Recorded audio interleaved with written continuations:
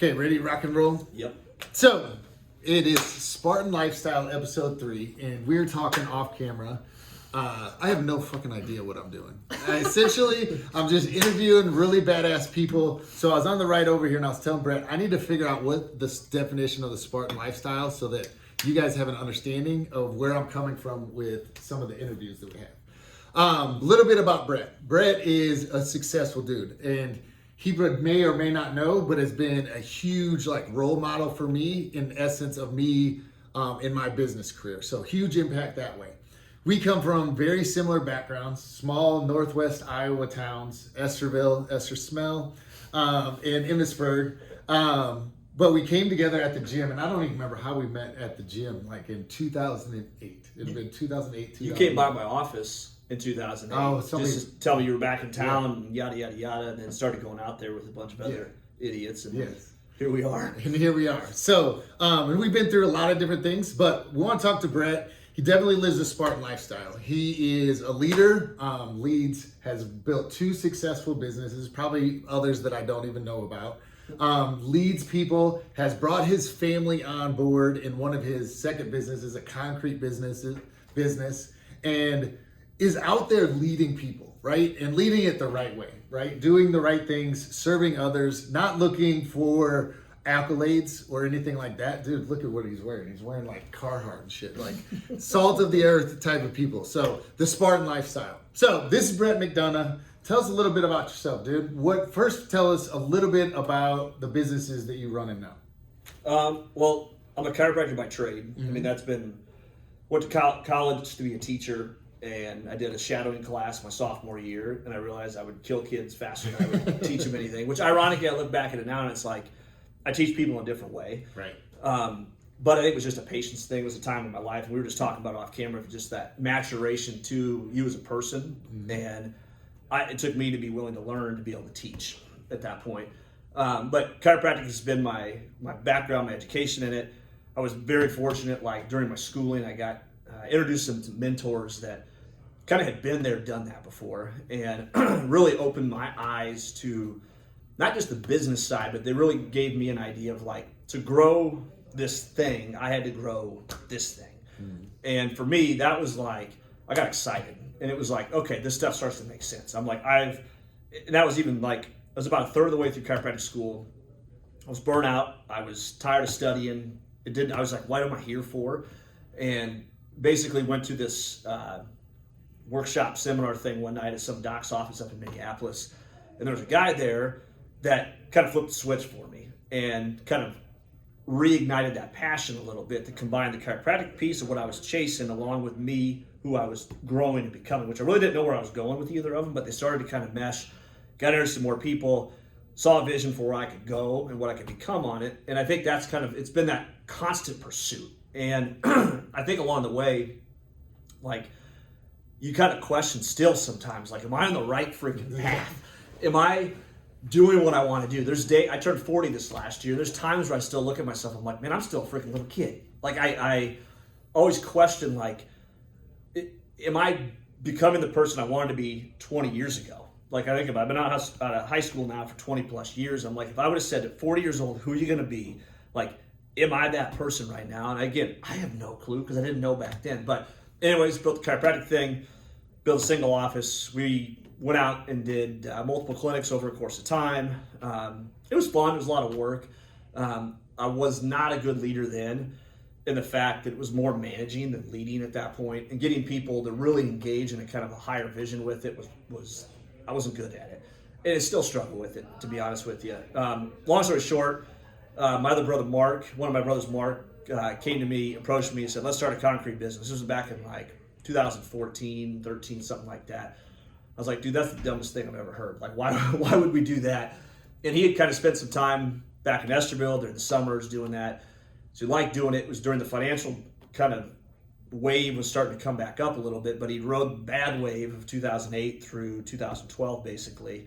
Was just tired of sitting in my office, so he was kind of looking for something to do. He was a financial advisor. Yeah, financial advisor, yep. And he and I were living together at the time. Long story short with that, though, threw some money at it. He started doing it out of the back of his truck, and then I was man, that'd be kind of fun to work with my brother, so I started helping him I enjoyed running the business side of it and doing some of that stuff. So I started doing some different things, kind of taught myself like how to estimate concrete. Like again, 10 years ago, you would ask me if I would have been doing that. I'd be like, you're crazy. Again, long story short, fast forward a few years, our other brother Ryan's back. He's been back for 3 years now. So it's really fun working with your brothers. It's challenging, but it's fun. But the point of it is, and that business has doubled or tripled every single year for the last 4 years on there. And a lot of it's just, you learn the hard way sometimes. And same thing, we've had some mentors along the way that give you some glimpses of give you some hope because they were in the same spot. And you look at it, it's like, okay, damn, they're just like me. They were probably even further behind the 8 ball than I was at that point in time, and they figured out how to do it. Which that little bit of hope kind of is, okay, keep plugging away. We listened to a guy, Andy Frisella, on, it's called Real AF. Like, if you've never listened to it, listen to Andy. If you don't like the F word, don't listen to it. But he talks about, like, the number one thing that keeps people from accomplishing what they want is they quit. And I can't tell you how many times, my brothers would attest to this, we wanted to quit that stupid business, I don't know how many times. And there's times through their chiropractic thing, I'm like, is it really worth the headache of doing this stuff? And I think for me, what's driven me the whole time is like, again, what's the vision of your life you're chasing on it? And for me, I don't want to work 60 hours a week until I'm 65. I got 3 little kids right now, and building a system, building a model that creates freedom. But beyond that, what's really tripped my trigger anymore and that keeps motivating us is the fact of seeing dudes grow, seeing guys move along. And that's what I've realized leadership is. Leadership is not the X's and the O's. It's about taking somebody where they're at. What do they want? They may not even know what they want at that point, but giving them some awareness of what this thing is over here and helping them guide some steps to get to that point. And when they want to quit, get back on the bus, dude. We're going to keep going. And they start to get some momentum. Now all of a sudden things start to click. And then all of a sudden, 3 weeks later, 3 months later, they take 8 steps backwards. And okay, get back on the bus. Let's move back down the field. And that, again, it's corny, it's a token statement, but like serving other people in that capacity, that's the fulfilling part, I guess. And the other thing, the irony of it is, the more you focus on that, the business pieces behind it, the shit gets figured out. Yeah. And the rewards from it start to happen without putting so much damn effort into it either. And it makes it a lot more fun. So that's kind of business world, I guess. So if you notice one thing is, people like Brett and I, we're not great communicators, so our hands help a lot. If you notice everything we act out, right? So one of the things that you said, and one of the things that I try to get through with clients and athletes is the mindset point, right? Mm-hmm. And essentially you didn't say mindset, but you said I had to work on myself. And we were talking about off camera, we were talking about some relationships with our parents and with our dads and how things have kind of changed. But what we both came to a conclusion is, our dads were probably going through the same bullshit that we're going through right now, right? And it's a constant pursuit of, I'm 26, I'm working on myself at 26. That doesn't mean I have it figured out at 41, right? Like, there's just different shit that goes on, and there's different things that we got to work around. So talk a little bit about what that means, that you had to work on yourself. What were some of the things that you had to look at to build the businesses and ultimately serve others, because that's what we're here to do, right? Yeah. I mean, our mission is to share the kingdom of God. I know you're a Christian like myself, but that's serving others, right? And it's being selfless. But talk a little bit about things that you focus on when you're developing yourself.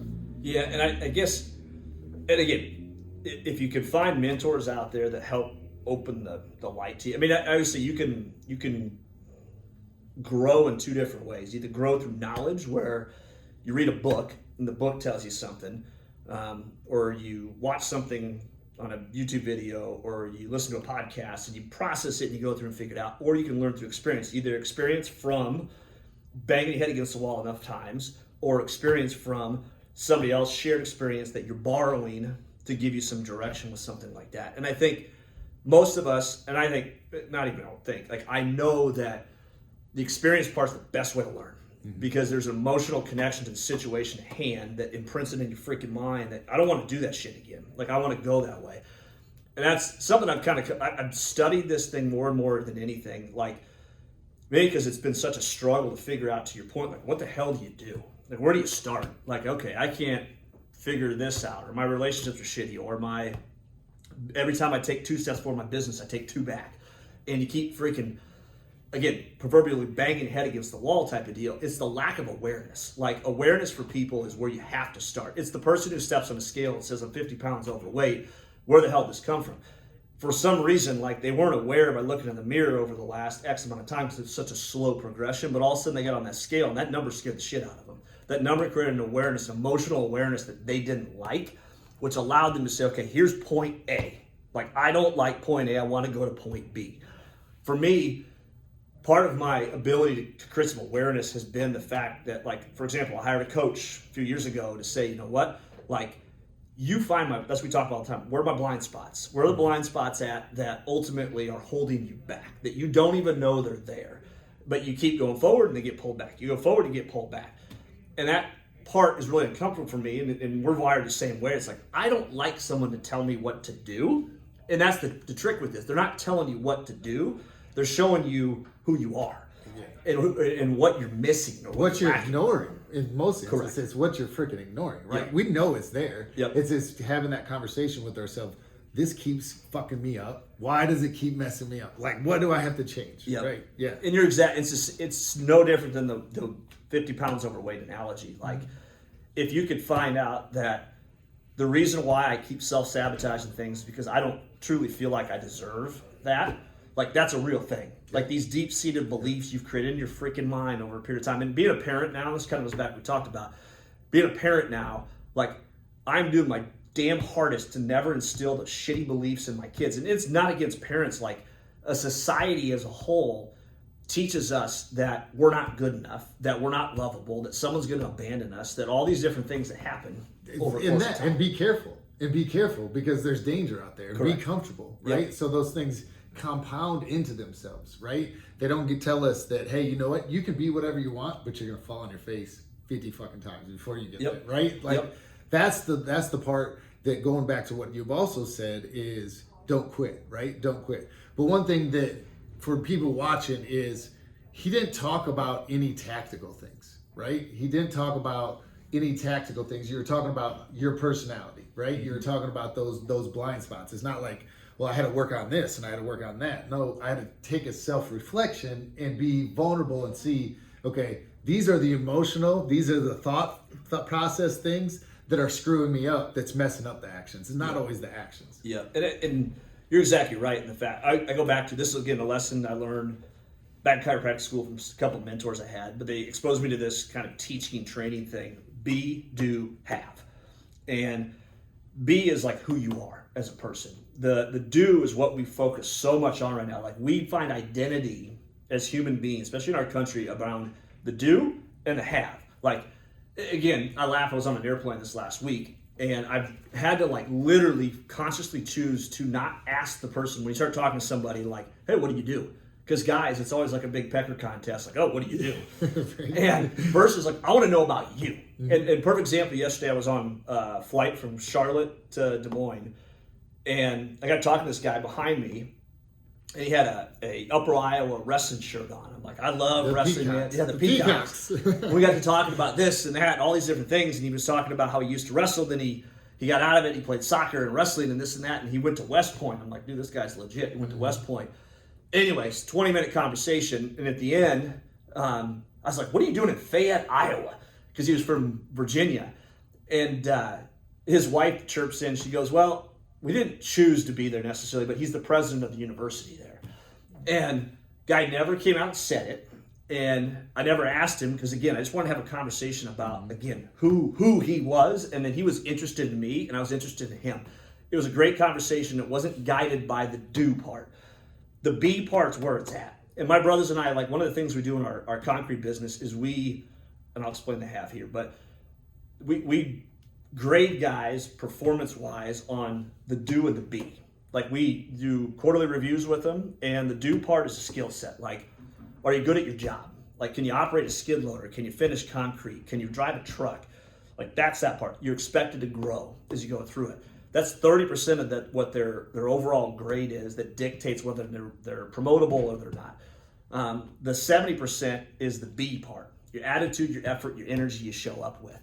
And we're driving this to try to create a culture within that company that's not focused on everything. Every other company out there is like, how good at what you do. My brother Ryan's a college football coach, and he was talking about, or since he was a college football coach, D2 coach for 10 years. And I asked him a little bit about too. It's like, because they had a couple kids that went to the NFL, so they get pro scouts coming in.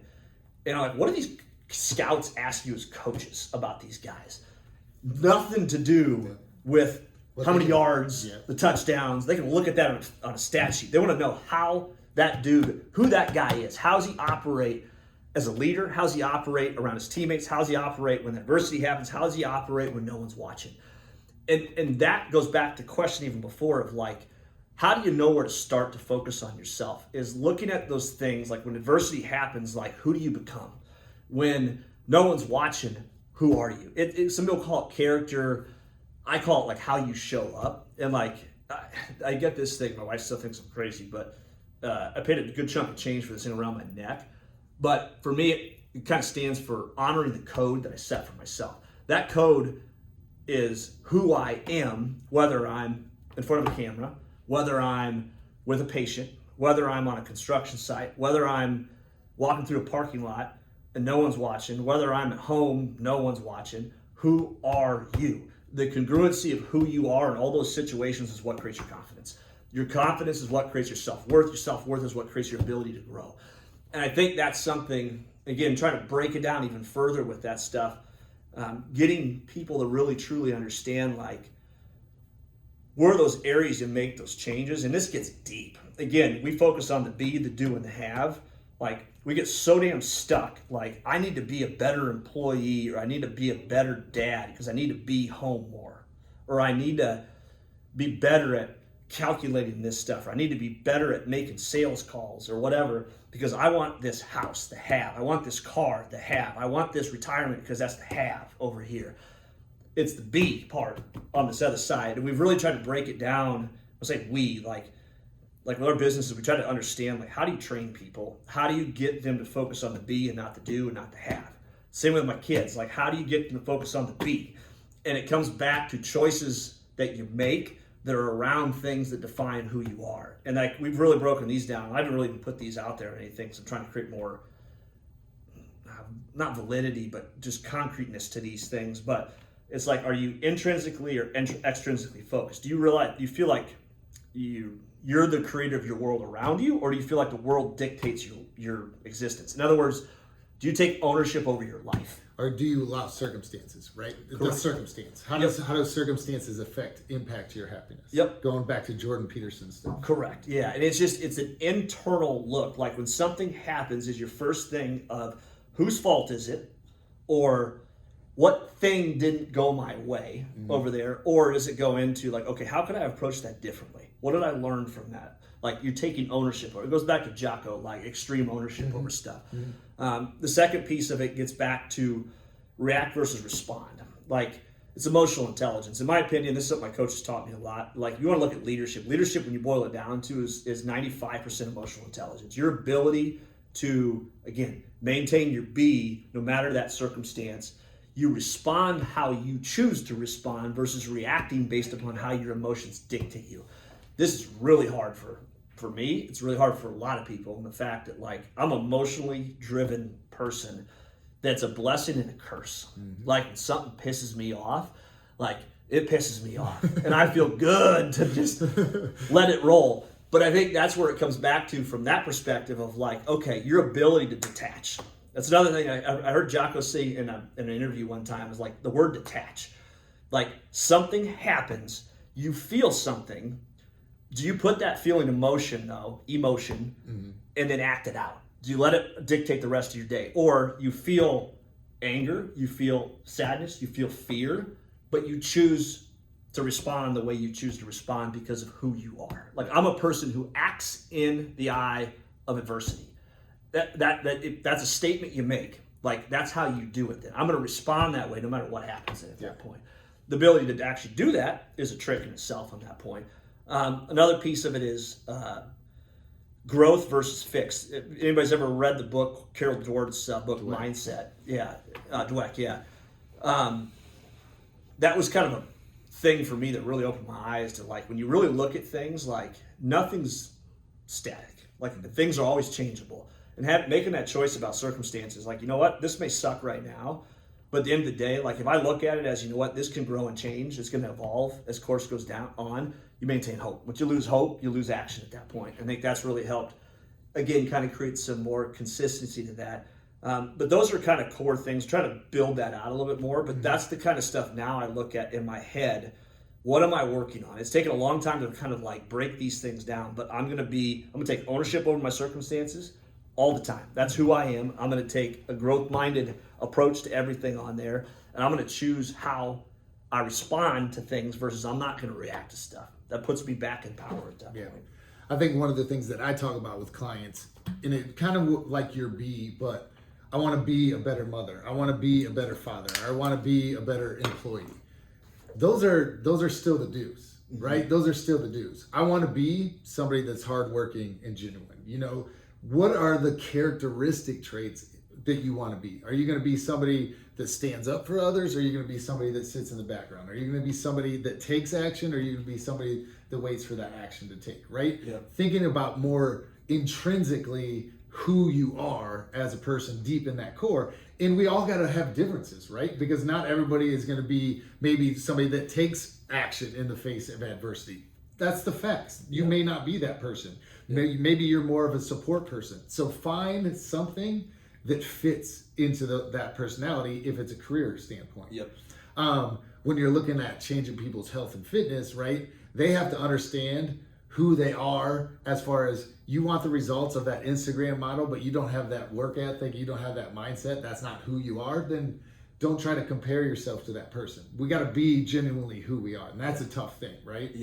And then the emotional reaction. I think it talks a little bit about what we talked about with vulnerability is we got to realize what those emotions really mean. Am I angry because so-and-so pissed me off, or am I angry because I didn't look at something a little bit closer and foresee this problem coming up, right? You know, and being more aware of that type of shit. The one thing you said there that it's kind of a tangible thing for people to look at is like you said, what are those traits that you want to be that fit you? And that's the other thing too, of like that choice you have to make. Like, are you making an authentic, real choice, or are you following the way of the world?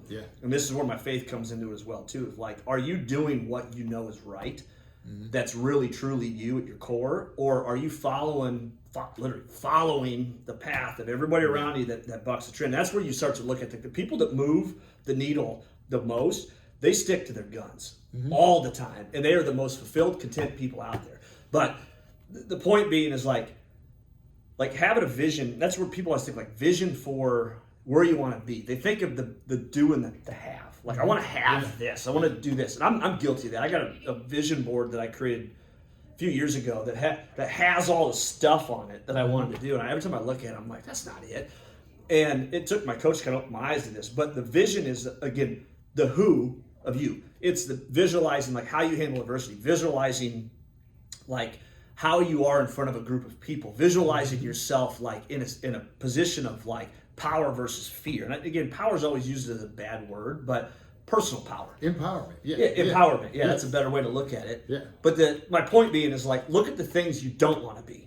Like the things you right now, when you do that, if you fly off the freaking handle, like, and you feel bad about it, or you don't do something because you're freaked out or you're scared or whatever because of that, or how you treat people in another circumstance, like, what's the opposite of that? This is what I go back to choice training. Like, there's a this and there's a this. And something I wrote down this morning when I was working out, I get these random thoughts sometimes. It was on an Airdyne bike, which those things need to be disposed of. But the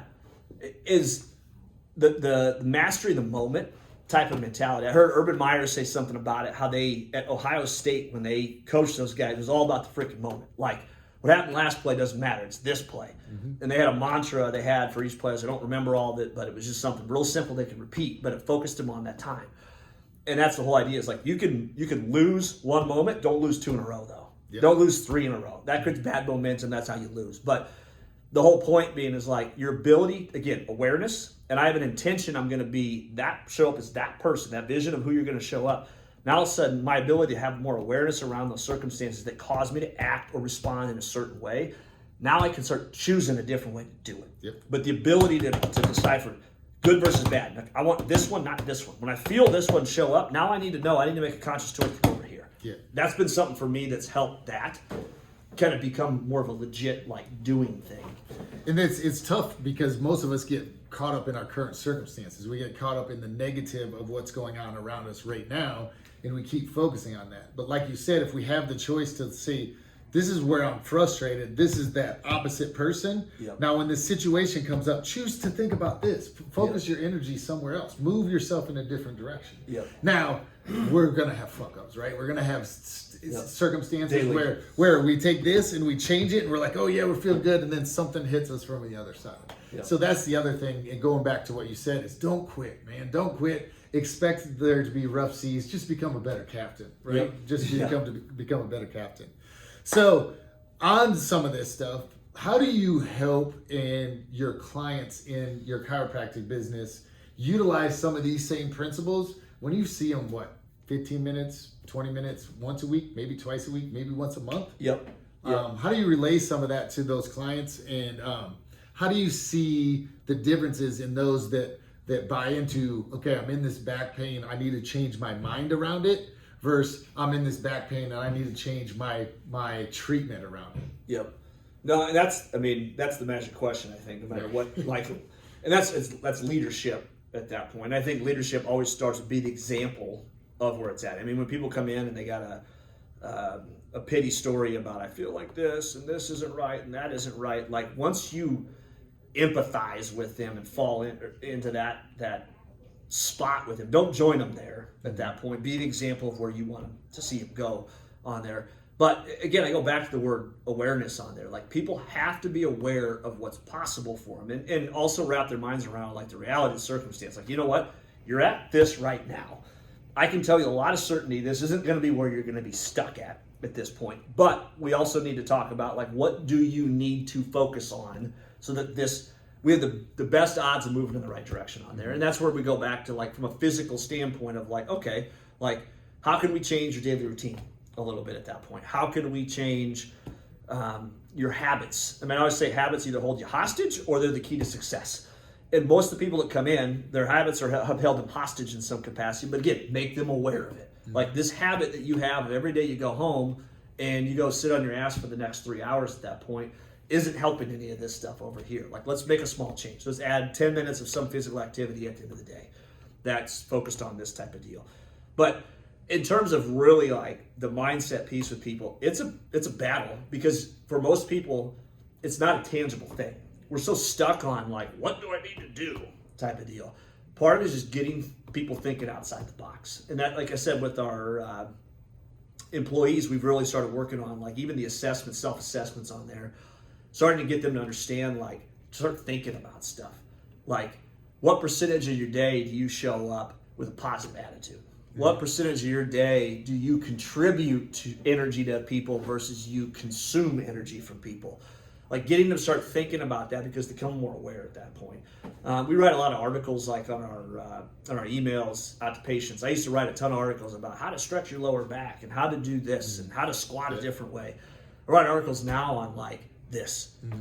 And if we can find a way to feed them in a different capacity on there, now all of a sudden, again, that ownership piece starts to show back up with them at that point. But it all has to start back. You got to practice what you preach on it. And I look at it as a parent. Like, I can't tell my kids to do something if I'm not representing that on a daily basis at the same time. Same with like parenting as well too. And again, I'm no expert by any means, but like, what are those? Who do you see them becoming? Again, you don't like force your kids down this pigeonhole, but I look at it as well too. Like, your responsibility as a parent is to set values for your children and also cast a vision that puts them in a good spot. Their do part is up to them. Mm-hmm. The be part is part of your job as a parent. Yeah. To mold that. Yeah, it's helping them create ownership over certain. It goes back to those simple things like, you know what? Like, that was not a great choice. What are we going to do next time? Type of thing at that point. You know what? You didn't catch the ball this time and you're frustrated because you can't catch the ball. You know what? If we keep practicing, though, guess what's going to happen? Right. I'm going to catch the ball better. A 4-year-old gets that. Right. It's that constant little repeating of those things over a course of time. It's no different with, obviously, as an adult. And I think that it goes back to your be, right? You talked about with clients, you got to change their habits, right? And so that's still that do aspect that they got to do the different habits. But if they start thinking on being somebody different rather than being somebody that sits down on the couch and watches 5:30 news and ingests just mental poison, that they get up and they go outside, or they get on the floor and roll around like a kid and start moving, like be active, be energetic like a kid, and that shit's gonna change, right? Then you're gonna start finding yourself doing things different. Even when you related it to a child, okay, you didn't catch the ball, so what are you gonna do? I'm gonna keep catching the ball, right? But you're gonna be someone that practices the basics, correct, right? And that's the hard thing, right? Is people want, hey Brett, I want you to tell me a treatment plan for my back. Okay, but you're gonna have to do this and think this way and start eating this way and do these things and be somebody that eats healthy. And they're like, whoa, I thought we were just gonna do something. Like you gotta be somebody different. And whether we're talking about physical, we're talking about mental cages, we've created most of them ourselves. All of them. And then you bring up a good point there, is like, again, as a person that's helping somebody become, this is the blind spot thing, like, what's the story? What's the story that keeps getting repeated? Like, when something happened and you felt shitty about it, what did you tell yourself? And when you really get, like, if you get deep with somebody on there, like, they're gonna emotionally break down to some level, because there's such a connection. There's a unhealthy relationship with that story. Like, that story's just allowed them to justify their circumstances in life. Even though they want something else, deep down inside, that story is really comfortable. It's the person that you look at and they're like, okay, how the hell, they're 100 pounds overweight, they keep going to Burger King every day. They know that that's not where they want to go. And it goes back, like, that's like self-love, self-worth type of thing. They don't feel like they deserve a better circumstance, so they will constantly put themselves in that. The person that fails at something, they feel like they're not good enough on something along those lines, they will constantly find ways to prove to themselves they're not good enough. Well, I couldn't follow through with my New Year's resolution because it was too hard, or this or that. Like, it validates that story, which again seems kind of woo-woo-y and out there type of deal, but the ability, like, vision, where do you want to go, and what are the stories in the way that don't let you get to that point? And that can be done with a kid, that can be done with a parent. It's just, we talked about before we got on there, like, people have to be willing to get vulnerable. And that's something lately, like, the biggest thing that holds people back from being more impactful with people around them is their ability to get vulnerable with it. Get rid of the freaking ego and get vulnerable with people out there. So it's funny you brought up ego, because what I was going through my head is going back to the be, and we were talking about being somebody different than where we're at now. It's like we have this place where we're at, and where I've talked about the villain and your superhero. And right now we're comfortable with our villain. We're comfortable with our flaws. We're comfortable with that. Even though we really know that we want to be the superhero, but we haven't created that superhero mindset to change. We're just still stuck. This is where I'm at. This is how I am. This is how I'm going to be, you know? And you've mentioned it, and I know for myself, I've made huge strides in our anger. And we get frustrated, we lose our temper. But we have to be aware that that is a problem to be able to change it, right? And it doesn't mean that it always disappears, but we have to be aware of it. And when we're thinking about professional success, relationship success, health and fitness success, it is being somebody different and being willing to go through that friction of change, that difficulty of change. There's going to be a rub, right? We're going to have to polish off some of the edges. It's going to hurt. Yeah. And that's where what's funny is, like, you look at little kids and they're great at, like, I look at my 4-year-old and 2-year-old, and you think of Addison back in the day, like, and probably still even now, like, they will be imaginary characters. They'll dress up as princesses, and their entire personality changes on there. Or they put a cape on, and they're a different person. Yeah. And it's literally the same damn thing. Yep. And something I was thinking about this weekend. I was watching my kids mess around when we were on vacation, and at what point do we lose? What point do we become so self-conscious whenever people think about us? Because I already see it a little bit in my 4-year-old, where, like, if somebody says something, like, she starts judging herself, or she looks in the mirror and you can tell, like, trying to get her hair moved in the right way, or this and that. As a kid, my 2-year-old looked like a freaking train hitter the other day when she's walking through the airport, and people were, like, pointing at her, like, look at that kid. she didn't give a damn. Right. Like, she doesn't care because she's just being her. There's no ego in her yet. She hasn't gotten this ability to judge herself. And that's the part is like, we all have the ability to choose whether we follow that ego feeling or whether we follow the vision, the person we want to become. The person, and here's the thing, like, we're already that person. This other piece has just jumped on top of it at the end of the day. And that ability just to define that, though, like, literally freaking write it down. Like, how do I show up 95% of the time? And you're going to write down freaking 20 things, those characteristics, traits, like fearful, outgoing, all these different things. You're going to write down a bunch of them, and 95% of them you're going to freaking not like. Another piece of paper is like, okay, which ones do I, if I could pick anything, who's that? Yeah. And literally something I've done over the last few years is I do a meditation every morning. I don't even know how to meditate, but I just sit there and breathe and think about random shit. But the thing I've done, I learned it from a dude that I'd listened to a few times. I've read his books, but it's just visualize me being that person, not doing what that person necessarily does, but being that person. How do I show up? I see myself. I feel that feeling. And sometimes it's more of a struggle than others when I don't feel great about myself, but just sit there and start feeling that. The more you feel that, the easier it is to show up that way. It's my imagination section. All your senses. Yep. All your senses. How does it feel physically? Like, how does it feel? How does it smell? Like, everything. Clients watching, I told you, shit works. I'm not just telling you. Yeah. You know, there's more. This is more research than you would think about it. And this is why we try to coach you guys on that. And here's the thing with that too, I think I should say, I actually read it this last weekend and it made a lot of sense to me. Is like, I used to think of like time where I would sit there and think as wasted time. Mm-hmm. Like driving time by myself used to seem like, ugh, what a waste of time. I could be doing something right now. Mm-hmm. Thinking time anymore is my most valuable time. I love it. I could drive 3 hours, 4 hours by myself and it'd be happy as a pig and poop. Turn the radio off a lot of times now and just sit there and think. But looking at it no different than your physical workouts every day, or you know what, I got to measure this and measure that, what I eat, I got to get the chiropractor, I got to do this. That time where you think and you work on you, figure out you, is 400 times more important than the other bullshit. Because if you figure that part out, those other things work so much better. And I hope people understand that, because I have tied myself in knots, not feeling worthy because I didn't get something accomplished because I was reading a book or I was listening to something else. When in all reality, the more I've realized this, the more I've kind of grown to understand this, that time is gold. Yeah, and it's not even read a book or a podcast or learn something. Just sit there and be comfortable with who the hell you are. Mm-hmm. I mean, you need to learn who you are in those quiet circumstances. Yep. Awesome interview. We appreciate you joining us. Tell us a little bit about how people can find you, Max Life Chiropractic and I80 Concrete. Yep. So yeah, it's Max Life Chiropractic, which we're actually rebranding right now. It's going to be Delta Health coming up, but we do chiropractic, massage therapy. We're going to introduce some soft tissue work that we're going to do a couple test sites, some beta testing things. We'll put some stuff out there. And then our I80 Concrete, we do a ton of kind of niche-y type concrete from a lot of decorative stuff. Do a lot of stamped concrete, things like that. We've gotten into some commercial stuff, municipality work that is kind of specialty work as well too. It's fun.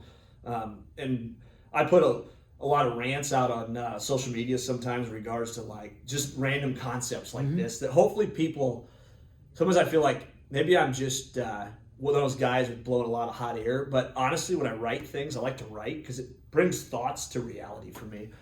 And I get some feedback sometimes. People are like, man, that really hit me the right way on there. And I'm like, you know what? That's all I really care. And I really, again, the whole authentic piece, I don't care what people think anymore. And the more I can dial some of these thoughts in and make them tangible so that these untangible things become more tangible for people, that's my hope with some of that stuff, is that somebody's like, okay, that concept makes sense to me now. Like I can actually apply this, make the do into a be in some capacity on there. So if you want to listen to some crazy crap, follow my Facebook posting. It's good shit though. That's good shit. Yeah, that's because our crazy minds think something alike as well too. I love it. That's what brought us here today. So thanks again, Brett. Appreciate it. Everybody else, hope you guys enjoyed. Join us next week for Spartan Lifestyle Podcast. Sweet, dude. That was a good one. Yeah. You never know where these things ever go.